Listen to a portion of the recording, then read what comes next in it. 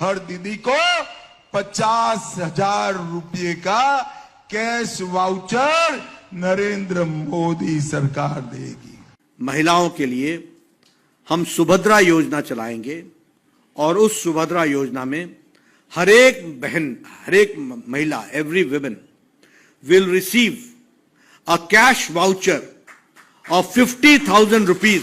सबू बहन मन को 50,000 टंका मिलवा, 50,000 टंका।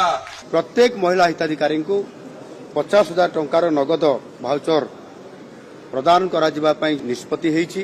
हम एक साथ 50,000 रुपया दे देगा माताओं को। एक साथ 50,000 रुपया का हम लोग कूपन दे देगा।